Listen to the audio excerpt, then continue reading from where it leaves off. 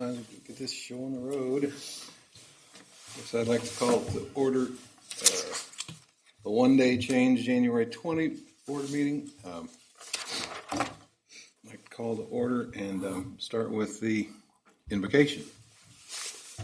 Heavenly Father, we come to you today asking for your guidance, wisdom, and support as we begin this meeting. Help us to engage in meaningful discussion, allow us to grow closer as a group, and nurture the bonds of employees in our community. Fill us with your grace, Lord God, as we make decisions that might affect the employees, staff, citizens, and businesses of our community. And continue to remind us that all that we do here today, all that we accomplish is for the pursuit of truth for your greater glory of you and for the service of humanity. We ask these things in your name. Amen. Amen. I pledge allegiance to the flag of the United States of America and to the republic for which it stands, one nation, under God, indivisible, with liberty and justice for all. All right. Can I get a motion to approve the consent agenda dates listed on the agenda? I'll make a motion. And a second? Second. All in favor? Aye. Aye. Aye. Okay. Any comments from the audience? Having seen none, we'll move right into Darren's normal report. All right, here we go. I've got just two items to cover. First of all, as of December 31st, we are no longer injecting fluoride into our water system. We had started about a year previously, where we had taken and had a lot of outreach to the community. The city told us that we were to find out if we were to shut it off or not. We opened it up. We had the question. We presented the community. We accepted all kinds of email and communications, and it came out pretty significant that most people wanted it off. We have done exactly that. We ran it out. It was going to cost us a lot of money to take and dispose of the hydrofluoric acid that we use.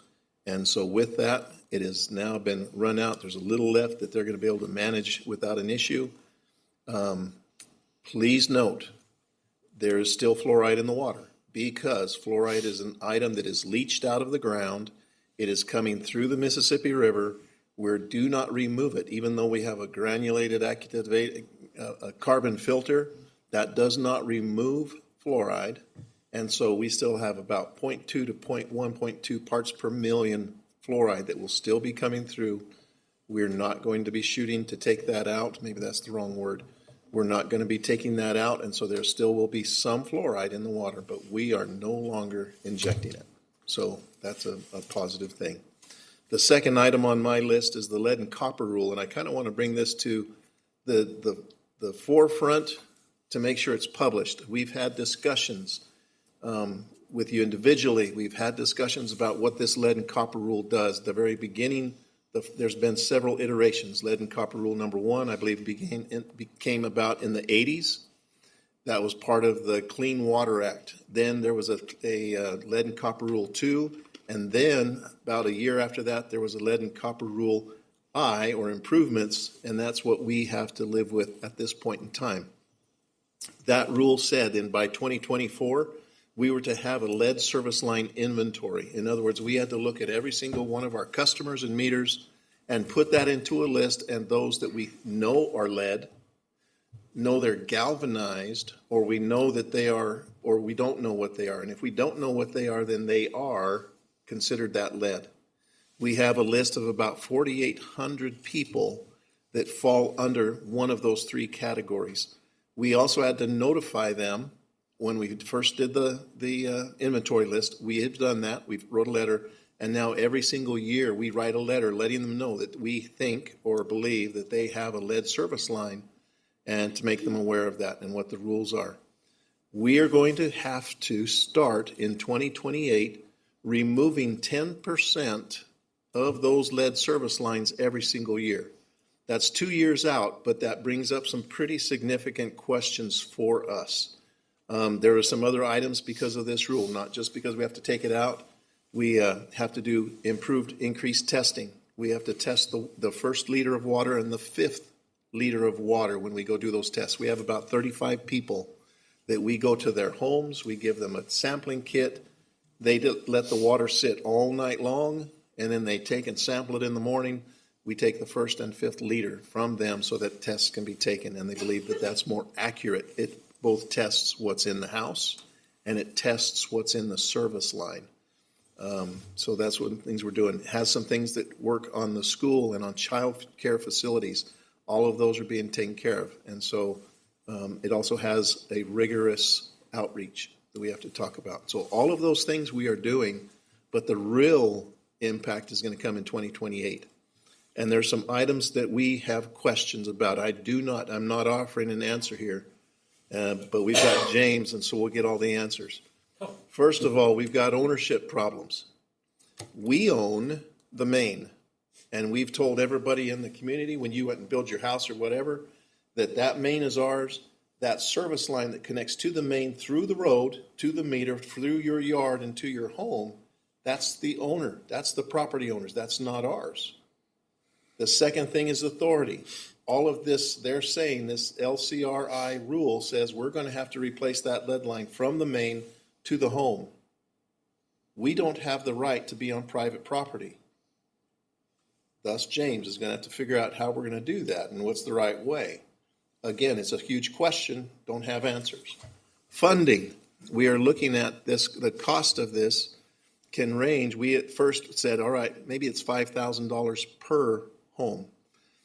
Many people throughout the nation have been doing this, and they say, no, it's much closer to $10,000, $12,000, even $15,000 because you have to replace road, you've got some curbs sometimes, you've got yards, etc. And so, if it's only $5,000 per home, we need to come up with approximately $24 million in that 10-year span. If it ekes up more to the 10,000, $48 million, and then if it goes to that 15, you're bumping up to 72. That's a lot of money. That's huge. So what is the funding? What is the funding mechanism? How do we support that? Do we support that? Questions that we do not have answers to, but we're going to have to take and come up with some way of doing it. Another question is workforce. Who's going to do this work? Is this going to be something that the Board of Public Works, do we take and create crews that we're going to go in because it is our responsibility that 10%, we can't let this all go to the very end and do it all in 2038. We've got to start in 2028, and we have to do 10% every single year. So we're going to have 480 of these to do. You're going to have either plumbers do that, third party do that, or do we have a crew that helps, or two crews? What's it going to take? It would take, we're working on estimates of what it would take for us to do it. Number of employees, equipment to support that, etc. And so another big question mark. And then finally is the legal considerations. We've got the authorities. I wonder if there's some legal mechanism where people can take that responsibility on themselves, or does the federal government still say, you've got to do this is how you're going to do it? And I don't know. I truly don't know. I wonder if there is a mechanism where we can have someone says, all right, until I take and have a transfer of deed, I have responsibility for this, but prior to transfer, I will then take care of it. I don't know if that would count or what it would do, but those are questions that I would love to explore to see what we can do. All of those things are up and coming. Having said that, when people hear about the lead and copper rule, it was really instigated nationally up in Flint, Michigan, where people had problems where there were some immense amounts of lead in the line. And what had happened is that they had changed their water supply. They had gone from one lake and reservoir to another that was less expensive, but the chemistry of that water changed. It went from being safe, as in not being corrosive, to a corrosive that then started leaching that lead out of the lines. You got to understand that because we do not have that issue. I have a chart here in our report that shows that our average is the high, low, and ranges. We're below the 10. We're at 5.28 parts per billion. That was included all of those 35 or so samples that we took. It's on the 90th percentile. We are meeting all of those requirements and rules. I will tell you that so I cannot tell you that word, that our water is safe. Someone might freeze it, step on it, slip on it, and get hurt. But all of our water meets all of the state and federal requirements for drinking water. And so I personally am highly confident in drinking our water from the spigots and the hoses that I get to drink from. So that is my report. Are there any other questions or comments? Yes. Can we, I know by 2028 we're supposed to start this. Is there anything saying we can't start early? No, absolutely not. Okay. That's a great question. And so, yes, if we get a direction that we are going, I think we're going to start as soon as we can. Okay. I figure if we can bank them, might be good. Absolutely. Get ahead of the game. Mm-hmm. I think it's I don't think it's good management to say, all right, we're going to do exactly 480 of them this year, and 480, it just never, ever works that way. Right. It never does. And so, barring any legal concerns, I say, here's the thing. There's a couple of push routes your, you can. is your button? Oh, No, I've just You gotta sat push down. your button. Yeah, I just sat down. I wasn't paying attention. There's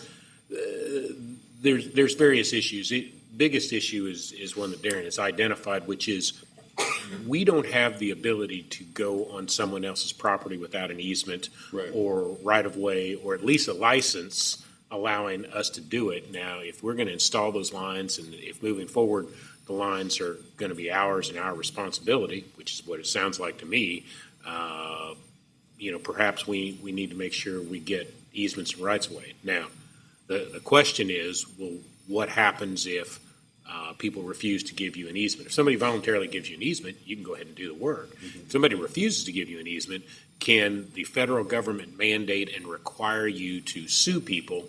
Because that's what you would have to do, is you would have to condemn an easement in order to obtain it. Condemnation, you could do that over a group of people. Normally these houses are all in a particular area. You could say, okay, this neighborhood, we're going to condemn an easement of anybody that doesn't voluntarily give it to us in this easement. That could be done.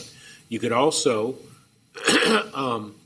if you don't want to pay for it, you could potentially think about setting up districts and setting it up where the homeowners are going to have to pay for it to get it done. You'll do the work, and then they're going to be members of this district, and you're going to charge them an additional fee, et cetera, et cetera. I have not explored that with Darren, but he had talked to me a little bit about it, so I've been kind of playing with it and looking at it. Another thing we could potentially do is ask the council to pass an ordinance to say, if you have a lead service line that is attached to our main, you're required to replace that. Put the burden back on the homeowners. Now, there are pros and cons in all of these, but they are ways that could potentially help us fix it. And my suggestion would be that we express some of this to the council. We see what gives the council heartburn and what doesn't give the council heartburn, because some of the fixes, I think, are going to require some action from them. Some of the other actions potentially could require us to sue people. And if we're going to sue people, I definitely want the council on board and saying, yeah, we understand we have to do this. If you ask me my preferences, my preference is probably, first of all, the ordinance route and see what people do, followed by doing water districts after that in order to do the upgrades, followed by finally us paying for it. Because again, regardless of what the federal government says, Board of Public Works didn't put those lines in. Right. The individual homeowners or their predecessors entitled put them in. So I would argue that it shouldn't be a city responsibility. I understand that the people that put in those lead lines have been dead for 100 years, but the people who purchased it are their successors in title. And there's some pretty clear case law that says if you're a successor in title, you're bound by the responsibilities of your predecessors in title. So I'm not saying all this to, freak people out that might be watching this meeting, et cetera, but I'm just saying I have been looking at it a little bit, and I do have some thoughts, but some of it I believe we really ought to run by the council and see what their spin is, and that's That's the extent of my Thank you. report of what No, I've done thank- so far. No, very, and again, I'm bringing this out. I'm not wanting to light anybody's hair on fire, but this is a big significant thing that we need to prepare for, and so we need these discussions. So thank you very much. I mean, that's exactly, and, let's talk about it, chew on it, and we'll come back maybe and have some more meeting of the minds. We sit down, there's this to talk about. We've also got stormwater yet again to talk about. So there's some of these things that we need to probably have some more time, sit down, talk, and see what you think, see what we can come up with are the best ideas. The other thing I was going to say is that Hannibal is the oldest water system. I think it's the second oldest. I think there's one other in mid-center somewhere, Missouri, that's a year older than us. But we are the oldest, probably the largest and oldest water company in Missouri. And with that, we've got a lot of old homes. We've got a lot of lead service lines. It's a big, big lift for us. While other communities, it's not that big a deal. For us, it's huge. And so we're going to do our best. We're a few years away and people are pretty smart at figuring things out. So I'm hopeful that there's going to be a technology that comes out, whether it's lining the existing water pipe going into the house, similar to the way that they steam line some of the downtown stuff, or directional boring, where you go into their basement and you push a push rod and pull the PEX underneath so there's no restoration. Somebody's going to come up with a technique that'll take that $5,000 or $10,000 down to something manageable, I believe. I've been involved in directional boring years and years ago for cable systems, and water pipes are no real difference. And if You can bore water pipes. At my house, it wasn't a lead line, but it was a very corroded line, and it broke underground, and it cost me $5,000 to have the directional boring done. But now I've got a good poly line running to my house from the main. If you could convince everybody in town to do that, that'd be great. But like I say, it was $5,000, and if there hadn't been water pouring into my basement, I probably would have been a little hesitant. But it broke right in the wall, and my basement got about 6 inches deep before I noticed it and called the board and said, "Shut my water off, please." So, Was it please? We currently directional bore our geo lines directly into basements now. Yeah. It's very feasible. Very good. All of those things we're talking about and exploring. So thank you. And we want your inputs. That's for sure. Last thing I have is on public relations. Erica Mitchell has just done, she started a new podcast interviewing our own employees, kind of talking about what they do. We have one completed. I'd encourage you to take a look at that. Kudos to Erica and Quentin Schmo, who was her first customer, I guess. But take a look at that, see what you think, and we're planning on doing some more, but just letting people know who we are and what we do. I think it's very positive. Cool. That's all I have. Thank you. I have one question. The 35 people, how do you determine, are those people that already have lead lines coming in, or? They're people that we are confident have lead lines and throughout. Matt, do you have a better answer on how we select those guys?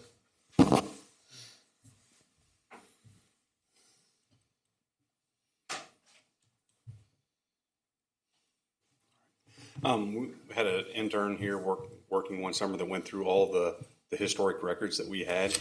And what we found is if it had indicated that lead was used in any of the construction of the water service, they went into that bucket if we didn't have any indication that it changed. We do know that there are some where maybe from the meter to the house has been changed because they didn't want to dig up what was in the street and they weren't having any issue with it. But because it's the whole, looking at the service holistically, we have to have them on that list. There are some questions that are out there, where can we look to determine?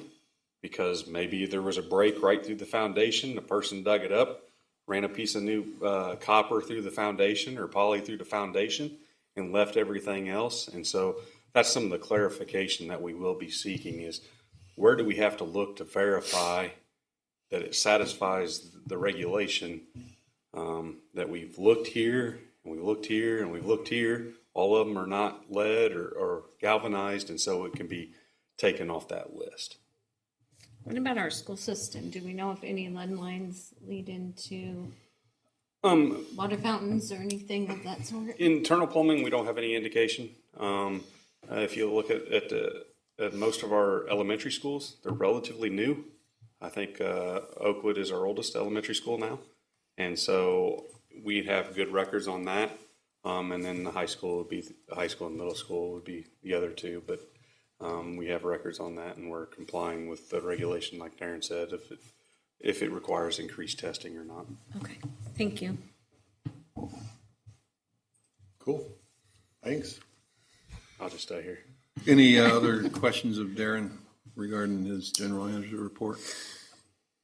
Having heard none, if we could move along to Matt Lunslinger and his operations report. If you look at the first page there on the operations report, the electric system information, we did stay at the 99.997 reliability rate for the second straight month. That's a result of the relatively small number of outages we had. We did have a couple of animals, a couple trees, all of which we're working on as time permits. We're doing a lot more aggressive tree trimming and getting to areas that hadn't been visited recently. So that's improving that. And then also the squirrel guards that we're putting up there. Even though we do put squirrel guards in, there's still places for that interaction to occur, and we do, unfortunately or fortunately, kill a lot of squirrels throughout the course of the year. With it being the new year, something I want to do is kind of look back at some of the bigger projects that we were able to accomplish over the past year. And first one being an electric, we did have Indian Mound substation that was mostly constructed and went online in calendar year 2025. That is a big project. I mean, I think they started trying to acquire the ground for it back in 2018, if not before. And so some of these projects do take a long bit of time to complete, not only as we're waiting for materials, but just for the processes to go through that facilitate the project occurring. If you look at the second page, you'll see that our water treatment plant, our production numbers have for 2025 were up in December over the previous 2 years. Part of that, I believe, was brought on by the warmer than normal into December. I mean, we had almost 60 degrees or almost 70 degrees right there around Christmas, and so people were out washing vehicles and doing things that if it was 20 degrees, they wouldn't normally be doing. As Darren mentioned, we did discontinue the use of fluoride on the 31st of December. And one thing to note that's not in your packet, but we do have a GAC change out occurring next week on 2 of the vessels. Water distribution, you'll see a bunch of data there from the past month and also the past year. One thing to really bring to note is we did replace almost 2,000 feet of water main.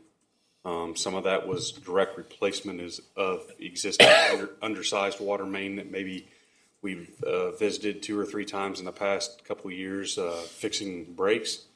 Some of it was connecting 2 water mains that were not previously connected to allow us to get better flow through an area, or maybe if we had to shut down one area, now we didn't have to shut the whole area out of water because we do have that connection of those 2 water mains. So that's something that we're continuing to look at. I know our staff is working on trying to determine which water mains have been deemed the most problem over the past couple of years, and we'll be looking at replacing some of those during the summer months. Sewer system, you'll see our December numbers were up over November. That would be attributed to the snow that we had there toward the end of November, getting into the sewer system and resulting in higher than average flow rates through the plant there in November.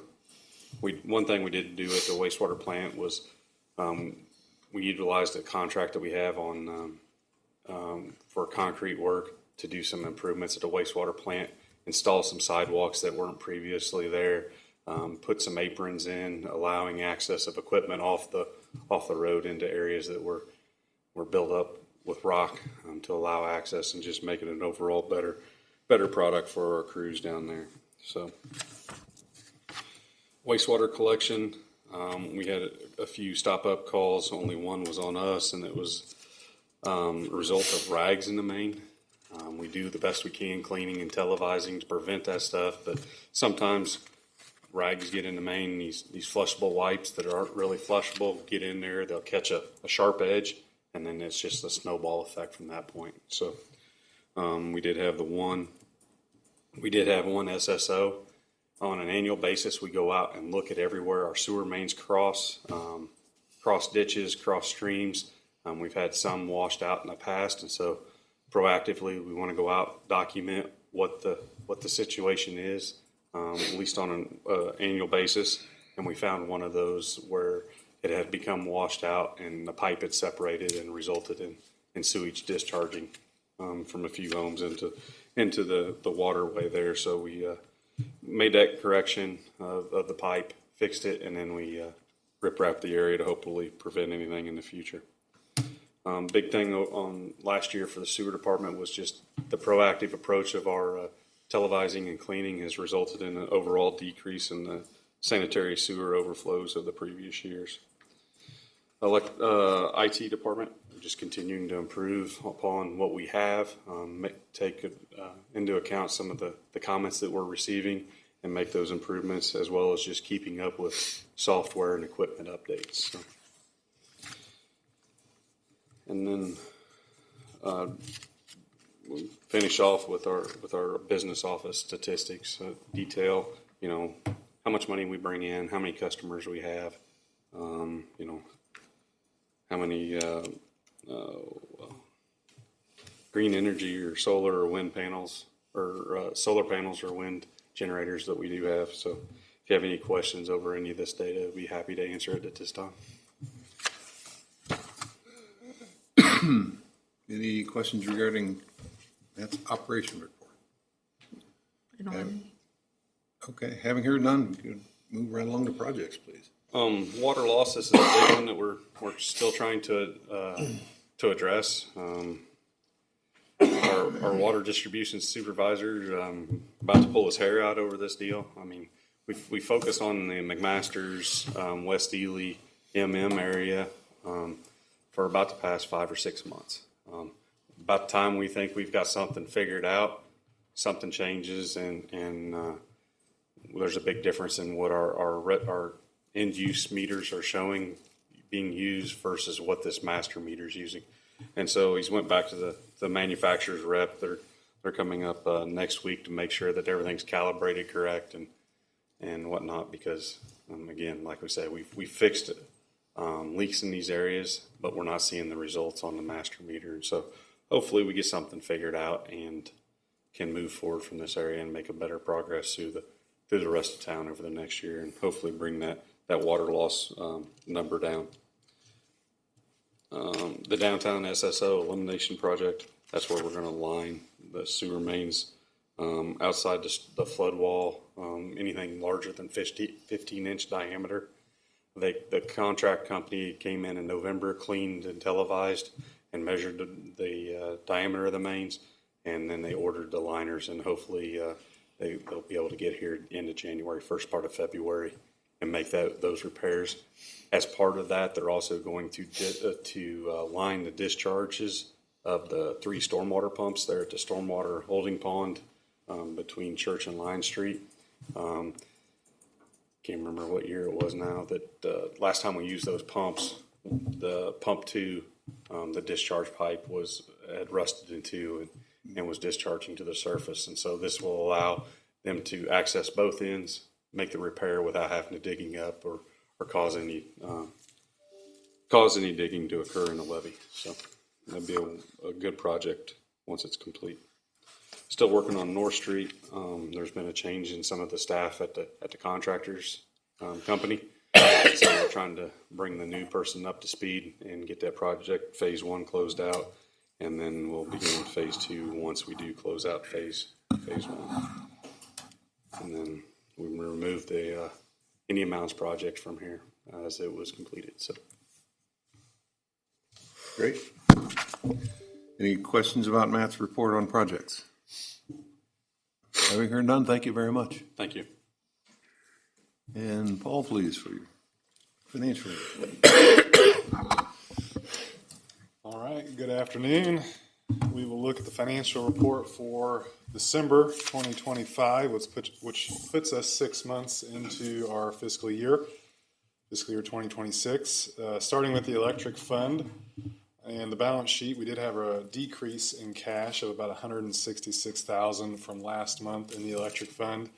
And then we did see an increase in accounts receivable with the higher revenue that we brought in December that will be paid for in January, and then an offsetting decrease in accounts payable. Looking at the income statement, net income for electric was positive. It was an $84,000 metric, and that was slightly more than we had expected. We did sell 8% more kilowatt hours this year compared to last year. I know we did have the warmer weather at the end of the month, but we also had some extremely cold weather at the beginning of the month, and so I think that's what caused the higher usage. Net purchase power, though, was $240,000 more than we had budgeted for the month, and so that offset the higher revenue. Year to date, now in electric, we have a net loss of $128,000, but that is slightly better than expected. Revenues so far are trending up about 8% higher than budgeted, and our monthly kilowatt hour sales on average have been about 5.3% higher. Net purchase power, though, is 11% higher now than expected. If we go back and look at the 6 months last year, at this point, we have spent $2 million more for energy, $144,000 more for transmission, and $270,000 more for Prairie State Energy specifically. And so that trend of higher purchase power has continued into December, and we do anticipate, unfortunately, that continuing for the rest of the year. Depreciation in the electric fund is also a factor. We've depreciated about $142,000 less than we had expected to, and that is because we have not officially capitalized Indian Mounds substation, since we do have a couple outstanding invoices there, and so we'll begin making that up probably this next month once we get that last invoice paid for. The debt service coverage ratio year to date in electric is a 2.03, and for the last 12 months we did finally break positive. We are now at 0.20 for those last 12 months. In the water fund, cash compared to last month is up by about $364,000. We did have a pretty substantial increase in accounts payable. That's due to our debt service payment that we made in January on our 2019 water bond. Looking at the income statement, the water fund had a net income of $60,000 in December. That was better than expected. We did sell about 1% fewer gallons than last year. However, our operating expenses came in less than we expected them to. We did not have a carbon change out in December. Year to date now in water, we do have a net income of $504,000, which is better than budget. Revenues are slightly less, but operating costs are about 4% less than budgeted. The debt service coverage ratio in that fund sits at a 1.93 year to date, and for the last 12 months, it's a 2.33. Lastly, the sewer fund. We did have a cash increase of about $202,000 in that fund. For the month, we had a net loss of $76,000. That was worse than we expected. Unit sales were down slightly, but operating costs came in about 13% more than expected. Year to date now in sewer, we have a net income of $224,000, and that is lower than we had budgeted. Revenues are trailing by about 2%. So far this year, and operating costs are trending about 1% higher than expected. So very close to budget, but slightly behind. Debt service coverage ratio for sewer is at a 3.86, and for the last 12 months is at a 3.51. We do have on there the other financial information, the check register for December, credit card statement, cash reserves, and our current investment listing. I will say it has been busy around here, though it's not our fiscal year end. We do have lots of year end reporting requirements that HR does and accounting does as well. And so we've been knocking all of those things out. We also have Jubin in the back counting inventory as of December 31st. And so just a busy time to get everything where it needs to be with it being the end of the calendar year. And then the only other thing I wanted to bring up is when looking out the rest of the year for the remaining 6 months of our fiscal year, the last that we had kind of spoke when it came to our budget and rate increases is that we would revisit that to kind of see where we are headed. I will say we did the rate increase, 6% rate increase in October. And so right now we are projecting that we would add about $178,000 to our reserves by the end of the fiscal year, so in June. If you will recall, our cash reserve policy does state that we will add 5% of our gross revenues from last year to our cash reserves anytime that we drop below that minimum. So if we look at our audited financial statements, 5% of gross revenue would be about $1.3 million. And so adding $178,000 puts us about $1.1 million behind that cash reserve policy requirement. And so because of that, if we were to abide by that policy, we would be needing what we are projecting as about a 7% rate increase as of March 1st in the electric fund. Based on the rest of the year and having the higher revenue months in January and February, and then dipping back down in those lower revenue months in March, April, and May, a 7% rate increase in March has us adding about $1.2 million to the reserves at year end. And so that would satisfy the requirement of that cash reserve policy. As far as the debt coverage ratio goes, a 7% rate increase has us at the end of the year at about a 3.8. And so very much higher than the requirement of 1.25. And then we are projecting that if we did no rate increase, we'd be at about a 2.23. So as of today, we sit at about a 2.03. So very little change from where we sit today. But however, to abide by that cash reserve policy, we would need that 7% rate increase on March 1st. And so that's a point that we said that we'd kind of circle back and revisit for you. And so we've done that. Definitely up for discussion for you all on what we want to do there, but did want to present that to you. And that's all I had for the financial report, unless anybody has any questions or discussion on that. Sorry, we went past and I was trying to write stuff down, but Sorry. did I hear you say that we would meet the debt cover ratio, but not the cash reserve policy Correct. as it is right now if we don't do the rate increase? Correct. Yep. As we've projected it, and I always forget to say this. This is how we've calculated it and what we're looking at, and so things could obviously change drastically. But yes, as of what we have calculated so far, we would end up with about a 2.2 debt service coverage ratio, but we would be about $1.1 million behind the cash reserve requirement. Okay. Yep. Thank you. All right, any other questions of Paul's financial report?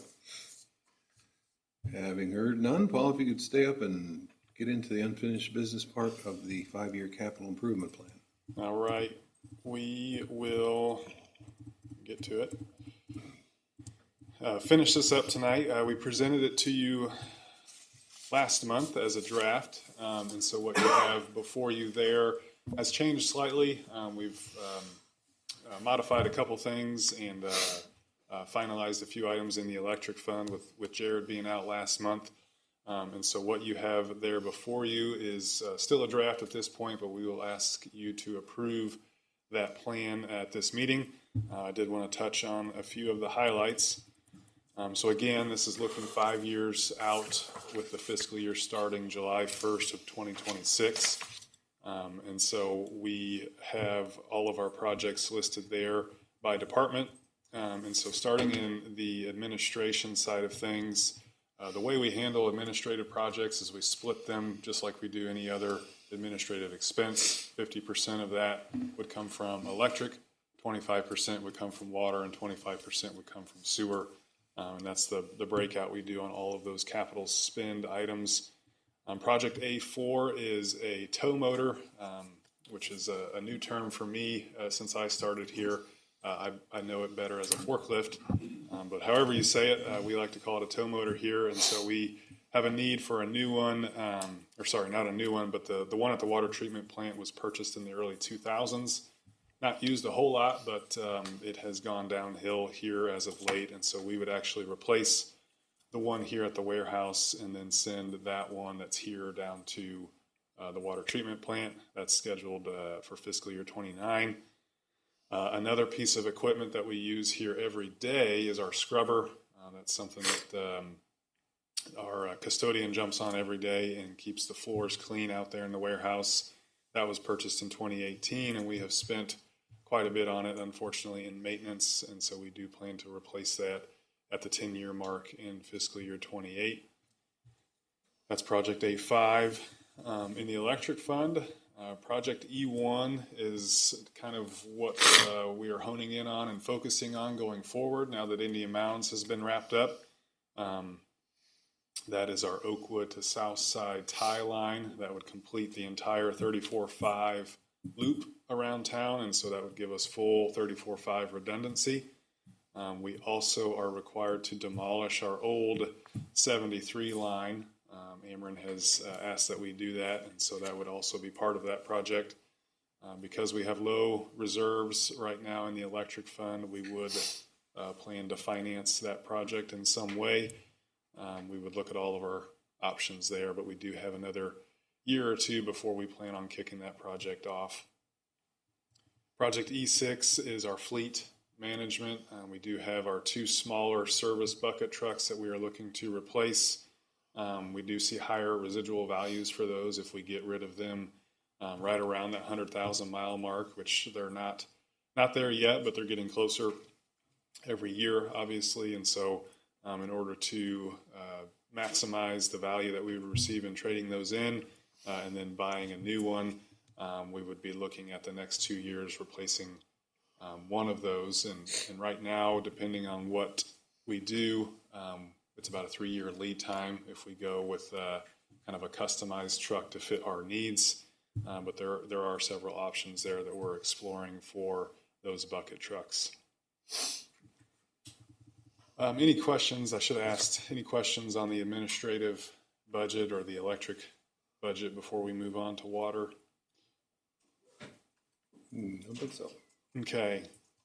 The water fund, W11 and W12 are kind of our big upcoming projects. That would be our primary clarifier scraper, which is a key piece of equipment there at the water treatment plant, and then the pre-sedimentation basin as well. Both of those are somewhat similar in nature and are very important structurally to the plant. And so we would bid those projects together. And I think we would kick that off this coming fiscal year. No, sorry, that would be fiscal year 2028, where we would get the engineering done and then kick those off in fiscal year 2029. So still a couple years yet. Project W19 is a new project that we have added. That is our filter discharge pipe. That pipe leaks whenever we backwash our filters there at the treatment plant. And so we do need to get something done there to repair or replace that pipe. That's really the highlights for the water fund. Any questions on that fund before we move on to sewer? I have a question. So these items in the water fund, I'm assuming none of this was replaced with the 2019 Was it 2019 when they redid the GAC 2018? Yeah, so none of that was replaced with the funds from that? That wasn't included in it? Oh, the way I understand that is we do, no, that's a different, we have funds left over from the 2015 financing, is that right? Or everything's been, Everything's been spent on the water side, it's Okay. wastewater side, so that's not okay, yeah. So yeah, everything with that project and the funding that we got for that project has been spent and Okay, used. So this and would all these be- items weren't included to be replaced? It was a whole separate thing, it didn't have to do with the GAC, is that? Correct, Okay. yep, yep. Good question. All right, I'll move on to sewer. We kind of talked about this last year, but we do have kind of a cloud of uncertainty in the sewer fund. We have a NIPDES, National Pollutant Discharge Elimination System permit that we have to operate by. Ours actually at the wastewater plant expired in April of '23. We did apply, as you know, for a new permit at that time, but we still have not received a new one. So whenever DNR does get around to doing that, we are anticipating there being a potential for substantial upgrades needed at our plant. And so we do kind of have that caveat with all of our planning for capital in the sewer fund. But Project S10 is the rehab of our clarifiers. Those are the big giant arms out there at the sewer plant that turn round and round. We did rehab the first one last year. We have 2 left to do. And so Project S10 represents that spending. Project S12 is our garage doors at the wastewater treatment plant. Those are getting pretty old and in need of replacement. And so we have funding on there to get that done this next year. And then S13 is the fleet side of things in the sewer fund. The existing vehicle at the wastewater treatment plant doesn't get a whole lot of use, but we do need a truck there to be able to haul things when needed, pipes and things like that. And so the plan is to take an existing vehicle from another department that might still have some life left in it, sell it accounting-wise to the sewer fund, and do the bookkeeping for that. And then obviously replace the, I believe it's a 2008 vehicle that's there. And then in fiscal year 2029, we have on there the purchase of a new sewer camera van. That van gets significant use just about every day. And it is a 2019 vehicle that we would be replacing there in fiscal year 29. Outside of that, I know we covered a lot of ground. There are lots of projects on there and things to keep us busy. This is where really good planning when it comes to cash reserves and things like that allow us to do a lot of these capital projects. We don't like to finance if we don't have to. And so we definitely do our best to plan for these way ahead of time so that we kind of know when they're coming. But I do want to ask that the board approve the 5-year capital plan as presented, unless there's any questions or discussion. I don't have any questions or discussion. I kind of just think it's pretty comprehensive. And do we need a roll call vote? No? So, Do I hear a motion to approve the 5-year plan as most recently proposed? I'll make a motion. And a second? Second? All in favor? Aye. Aye. Aye. Okay. thank you. We will move on to the budget. So, just a comment. I hope you recognize how, I really got to take the hat off to Paul and to Matt and to the entire team. They've talked, we're looking at it, we're being intentional. Almost all of these changes you see are 2 years out, 3 years out. We're looking out into the future so that we don't get caught unawares. We still will, absolutely. But there's some real intentionality going on, and I think that shows immense, very good efforts on their part. So, thank you. Yeah, and having the expertise and the history and the forethought and experience I mean, it all just totally shows all the way through, and I am impressed.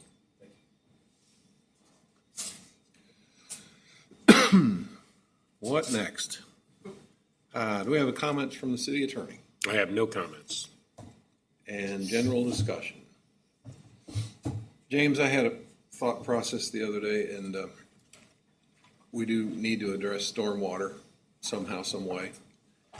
And this probably has been beaten to death so many times, but is there a possibility that if we go ahead and propose a $3.50 per utility, electric, $3.50 water, $3.50 sewer, and have that just added to the utility bills and have that as a funding source for stormwater? I don't understand your question, I'm sorry. 350 per, If we had $3.50 per month per utility that's billed, oh, okay, so and a homeowner would have electric, water, sewer, I see. so $10 for him. So, here's your deal.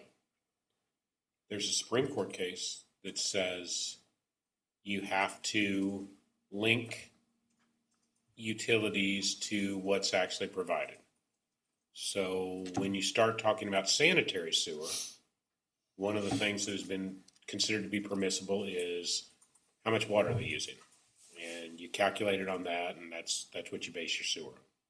Now, there's nothing that says that's the only thing that could be done, but St. Louis Metropolitan Sewer District tried to impose a fee for storm sewer based upon,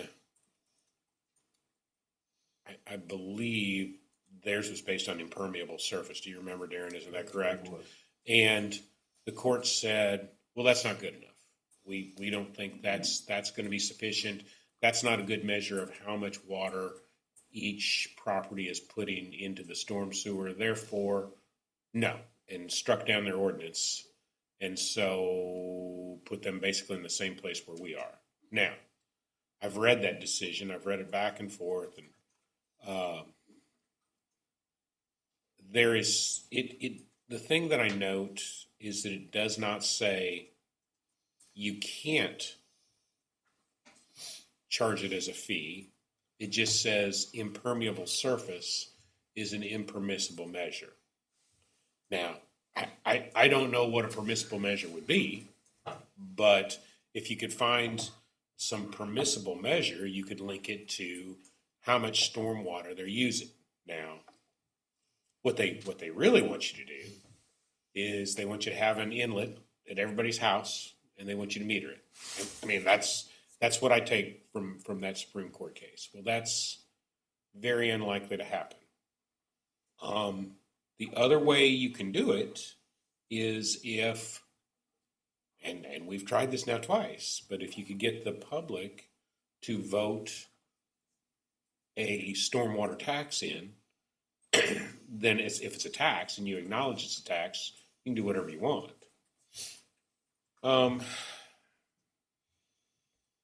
It came really, really close to passing the first time. I mean, I don't remember how many votes did it fail by, 30 votes or something close. ridiculous. Yeah. I mean, it was really, really close. I certainly am not going to suggest to you guys that, oh, let's start this frustrating and ridiculous thing again. But I'm also saying, I guess, it was really, really close. You know, what's going to happen if we don't figure it out is the feds are going to come in. They're going to nail us to the wall. We're going to get a consent decree.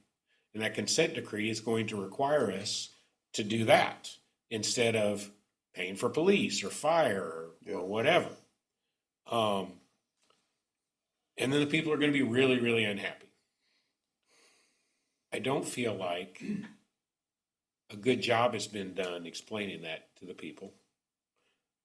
That's not me turning the mirror on you guys and blaming you guys. I'm just saying I don't think a good job's been done making sure the public understands what happens if we don't figure this out pretty soon. So I know you kind of were like, well, James, I'd like some answers, and all I'm giving you is a big laundry list of problems. But to a certain extent, part of the problem is that the council or some other group needs to step up and take part and help you guys. This can't just be your all's responsibility. You can only go within the guidelines of the law.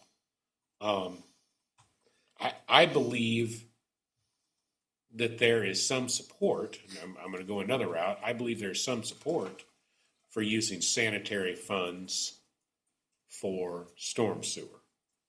However, you're not going to get to charge more money because you add storm sewer on. I understand that in particular, like that freaks Matt out, I know really badly. I don't know how Darren feels about it. I know Matt yells at me when I say stuff like that. But my point is, when our sewer system was created, there wasn't a lot of distinction between storm and sanitary. And the contemplation was it was all one system. And in fact, the contemplation of, oh, you can't spend electric money on water, you can't spend water on electric, blah, blah, blah, blah, blah. That's something that's only been around for the last 80, 100 years. And our system's older than that because that contemplation wasn't there. They didn't make those determinations and talking about, oh, you can't, and it's maybe less than that. It may only be 50 or 60 years, but certainly it after dates the establishment of our Board of Public Works in our system. So I beat around the bush there a bunch, but go ahead. Can I ask you, just, don't know that we could tie it to, I mean, we've made a lot of efforts to try to tie it to that stormwater, how much falls on your house, et cetera. Right. But what John's talking about is that flat fee. Could we say and base it on the number of pickles in your refrigerator? And that's how, and if the people pass it, does the people's vote carry precedence over everything else? Yes. Okay. If the people pass it as a tax, okay. that Supreme Court case had to do with, that wasn't passed as a tax. That was them saying it's a fee. And they're saying, but they recognized the fact that there were various cases out there that said, well, a fee has to be reasonably related to the services provided. So, and that's from a line of cases where like a utility would raise fees and then they'd go, oh, you didn't really reasonably link it, so we're going to disallow that fee and blah, blah, blah. You see it a lot more with Public Service Commission governed entities, but I think the law translates over. So when St. Louis Metropolitan Sewer District saw that, they said, okay, hey, it's clear. You know, if you've got an impermeable surface, that's going to put water into the system. Therefore, that's what we're going to do. And it was a logical and reasonable way to do it, and especially if you're an engineer figuring that out. But lawyers and judges don't think that way. And they say, well, what about this? And what about this? And how about people that have a hill? And, you know, some people are further away from the inlets. And how do we know it? That's not specific enough, is what the Supreme Court said. And that impermeable surface was not specific enough, and therefore it failed as a fee. If you can figure a better way to measure how much water is coming off of different properties, they didn't say you can't do it. They just said you can't do it that way. Yeah. And that was something that I had been exploring a little bit with a former manager, but we didn't come up with anything.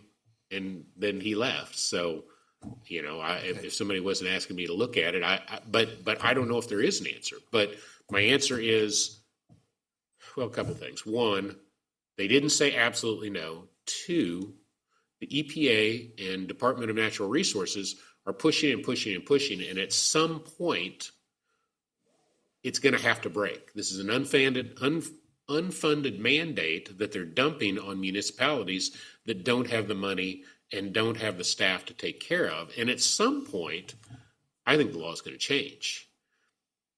It'd be great if we were the one that, look at that, City of Hannibal pioneered this and got it changed. But it'd be a lot easier if somebody else would figure it out. But so far, I mean, you know, Metropolitan Sewer District just went, okay, never mind. We'll take whatever spanking plan it is wait until something sticks and we go with it. To a certain extent, that's kind of my suggestion. I mean, look, I understand it's freaking you out, and I understand we have these mandates from the feds, but there's people that are a lot bigger than us that have the exact same problems. Yeah. And I keep thinking maybe they'll come up with something brilliant, because I read that case and I say, okay, they didn't say absolutely no, but we weren't able to come up with anything. And you know, I'm certainly not blaming Darren, because, you know, I haven't talked about this issue at a great deal, because the most sensible and logical way for somebody as small as us to do it would be to get the people to vote it in, the way they did recycling. You know, recycling is, and maybe that's part of the problem. Maybe we're wanting too much too soon, because, you know, I guess my point there would be 50 cents is better than $1. You know, it's 50 cents is, pardon me, I said that wrong. 50 cents is better than zero, even though you want $1, you know, and maybe if we lower the dollar amount, people would vote it in. Because as I recall with recycling, we started with a lower amount, and then because people liked the service and they liked having it and they understood it, when they came back and said, we cannot operate at that dollar amount, and they raised it a little bit. You know, it went from like 50, I don't even know how much is it a bill? Is it $2.12. What is it for? It's like $1.90, but I think it started at like 75 cents or 50 cents, something like that. But, you know, maybe if we were looking at a plan, maybe if we were going to try to put it back on the ballot, we tried to get partners in the community with entities that would get out there and make it clear what's going to happen if we don't get it done. And maybe we could get it passed with a smaller dollar amount to at least start getting something done and get it on the books. Because once that tax is on the books, and if we can show we're using the money for good purposes, maybe, you know, we get some support from the people. What we did with the recycling is it has to renew every 2 or 3 years, and every 2 or 3 years, we get to take it back. The people get to say, okay, yeah, you're still providing a service, et cetera, et cetera. And it's been renewed every time, and in fact, it's been increased. When we said, they say they're going to quit, and, you know, nobody else wants to do it, we do have the small advantage of, you know, our ordinance for that gives benefits to people that provide work opportunities for individuals that are challenged or handicapped in some way. And so by working with the Shelter Workshop, they're getting that benefit too. I'm not saying we need to hire storm sewer workers that are challenged in some way, but I'm just saying there's ways that you can perhaps make it more popular, because it almost passed the first time. I mean, it was under 100 votes. I remember that, but It'd be nice to find it if there were a way to finagle it to be a fee and not a tax. oh, absolutely. That increase our fold by 20%. Absolutely. A fee rather than a tax is the way to do it. But right now, there's a Missouri Supreme Court case that says, nope. So on the way that we thought would be a reasonable way of doing it, you know, that's what we originally were looking at was impermeable surface. And we tried to do as a tax as impermeable surface. And that would have been fine because it was a tax. But, you know, then what happened was bunches of people freaked out, because who are some of the people that have great big paved surfaces? Churches. Churches have lots and lots of members, and all those members said, no, we don't care. We just don't want to have to pay that. So, did I hear you say that we can't charge the $325 because of the lawsuit or the We can't charge it as a fee. fee? We can't charge it as a fee because We can of charge it the as a tax. Okay, so the charging the $325 is we can't do that at all. Okay. No. We can't do it if the measure of how much you charge people is based on an impermeable surface. You can't charge it as a fee until you figure out a way to link it to how much water are they putting into the storm system? That's the trick with fees, is you have to be able to say, it's got to be based on use. So on sewer, the courts have said a long time ago, well, if you're pumping so much water into your house, that water's got to go someplace. We think it's reasonable if you judge your sewer bill based upon what your water usage is, because we actually meter the water coming into the house or into the facility. So we don't meter it going out. What they really want you to do, I'm just telling you, reading that opinion, is they want you to figure out a way to have sewer meters and storm sewer meters and monitor it that way. I don't think there's any realistic way to do that, but that's really what they want. Well, the point that you made earlier in this discussion, and I know that we're rehashing stuff from a That's year fine. plus ago, that the BPW has been given the responsibility for underwater conveyance, but no other entity is trying to figure out how to do the funding. So is it this side's charge to figure out funding or some other entity? Rhetorical question. And I smile because I believe that's a valid question. You know, the point is this.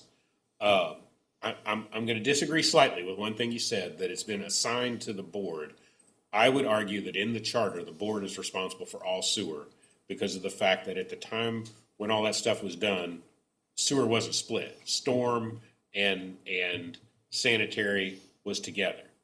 The whole figuring out who was in charge of stormwater and blah, blah, blah, blah, that's going to go back to like the 60s or 70s. But when it was assigned as a utility to the bill, At that time, I they don't know when said that date they said sewer goes to the board, and the whole underground above ground thing was a distinction that, while I haven't done super amounts of research, it looks to me like that came about because the board was like, whoa, why should we be taking care of your curbs, your curbs, your gutters, blah, blah, blah. That's part of the street.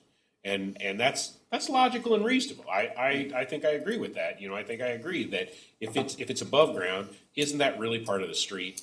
And shouldn't that fall under the street department? And of course, a lot of this stuff didn't make nearly so much difference back in the days when they didn't care. But all you really had to do was make sure it wasn't washing stuff away, and then you dumped it back into the river, and everybody was good.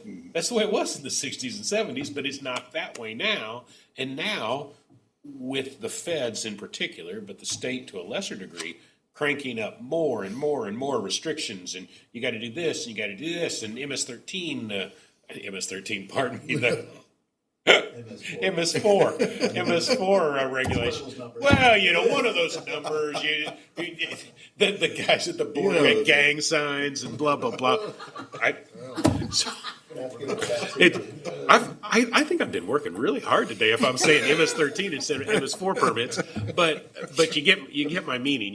We've got all this new regulation coming down from on high, and they're saying, and you will do this, and you will do this. And most of this predates all three of you guys, and the city went, well, wait, this isn't our responsibility. It says right there in the charter, the Board of Public Works is supposed to handle that. And it's a little easier. And that's not even to blame the current council, because that decision, I don't think there's a single person on the council that was on the council when that decision was made. Actually, I know there's not. Do I think that reasonably and realistically there needs to be some further discussion? Absolutely. And I think both the board and I think the city all need to have some discussions about how they're going to handle it and figure out, what are you going to do about a local partner that's going to handle things. There was some attempt at that.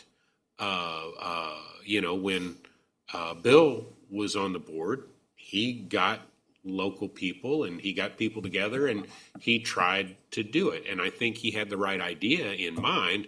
It just didn't work. The plan that they came up pissed off a bunch of people. And as I recall, I think the vote turned out worse the second time than it did on the first time. So I'm just saying, I think it's possible to pass it. And I think the way We tried to do it the second time was probably the right way to do it with a partnership. I just don't know. With respect, I don't know that going to the people and asking them to give you a plan was the right step in there, because I think what you'd be better off with is figuring out, okay, what's a reasonable amount of money that's not going to freak people out? Let's use our partners to educate the people on the fact that at some point, the feds are going to come in and give us a consent decree and make us start doing stuff, and have those partners express that to the city as a whole, not do it in such a precipitous fashion, because I'm sorry that the second time we did it, we didn't give enough time to convince the people and do the information, et cetera, et cetera. Spread it out a little longer. Make sure people understand your choice is either feds coming in and telling you to do something, or you voting in a smaller, reasonable tax and letting the board start working on that. I think if we do those things, I think we might be able to get it passed. But there needs to be cooperation from the council. And I will, as I've always said, my goal is to get this board and the council to work together as well as they can until such time as I piss off one of you bad enough that I get fired over the deal. So It was pretty interesting to see the relatively good groundswell of support in the public that was here, and they came up with some really smart ideas. yeah, I just think for whatever reason it just wasn't attractive enough to the people as a whole, and it just didn't get done. But I think it was the right concept of getting local people involved, because you guys and the council have all got so many restrictions on what you can say to people, and can you spend money on telling people, and you know what's information and what's trying to convince them to vote for it, et cetera, et cetera. The only way to do it is get people motivated in the city that want to get it done. And of course, we burned out a bunch of people because they're mad, and I don't blame them, because they put a lot of work into it, and it kind of got slapped down. But I think part of that was I don't feel like they had sufficient time to get it ready and take it to the people. I just don't think we allocated enough time to get it done, because I agree with you. Some of the ideas were really good, and I think they were very sensitive in trying to talk to as many people as wanted to express their interests. These are all things that should have worked, but I look at the fact that it didn't work, and I'm like, I really think it was a combination of asking for too much money and not having enough time to do the education. Yep, that's fair. All right. Karen, is now a reasonable time to talk about my question about the discounted rate fee for new businesses? We're gonna discuss that in Okay. session. Okay. Okay, any more general discussion? Having heard none, do I hear a motion to go into closed session pursuant to 610.02112 of Missouri Sunshine Law to convene in closed sessions to discuss contracts, including board members Darren Gordon, Matt Munzlinger, Paul Trenhale, Courtney Harris, and James Lemon? I'll make a motion. In a second? Yep. All in favor? Roll call. Ortworth. Yes. Painter. Yes. Cookson. Yes. Peters. Yes. Okay, All right. we're in closed session.